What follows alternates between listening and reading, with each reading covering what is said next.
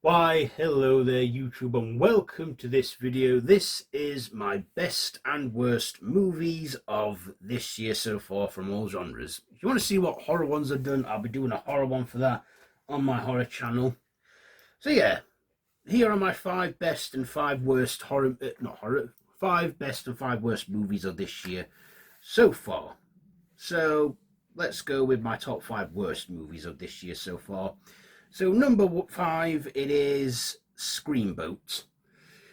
Yeah, like I say, many more childhood favourites are in the public domain. Mickey Mouse's Steamboat Willie is in there.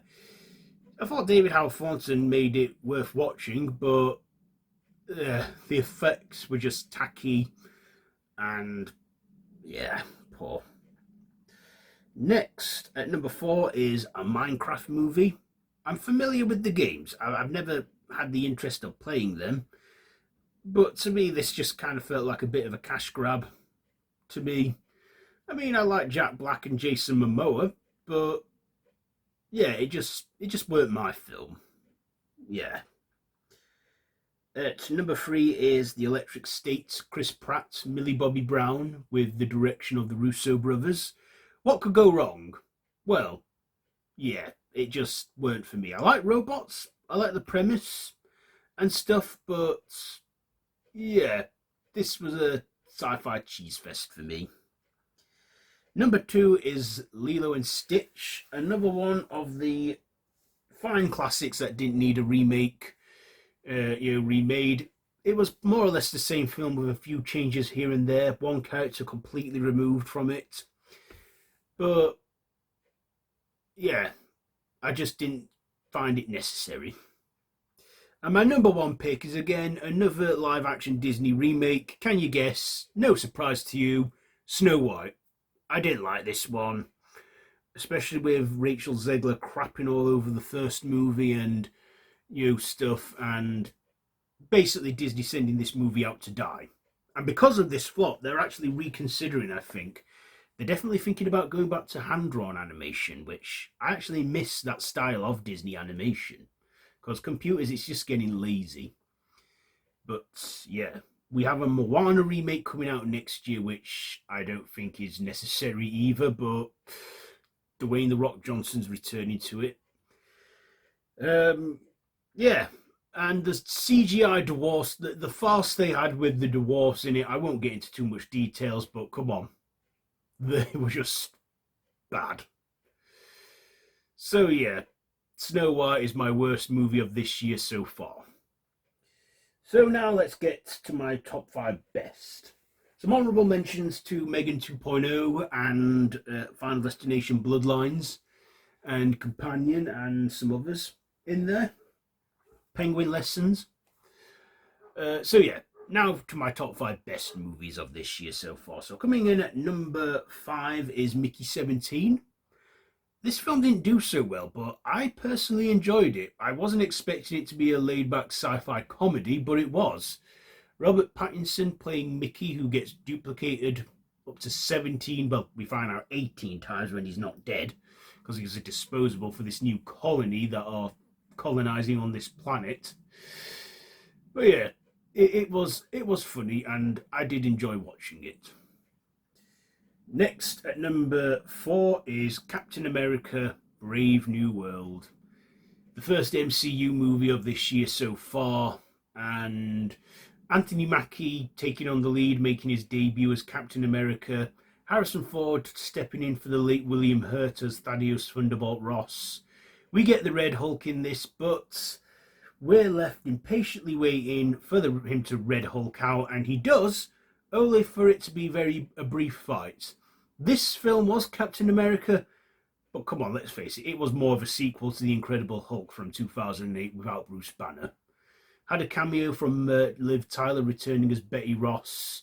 We had the leader return as well, but just nah. Number 3 is Ballerina. I enjoyed it, from the world of John Wick, taking place in between 3 and 4.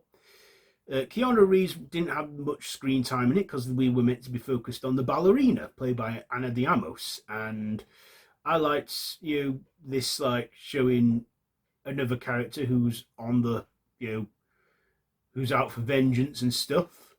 Also, Keanu Reeves was good with the screen time he got, but I don't think he needed to be in it as much as we saw him in it.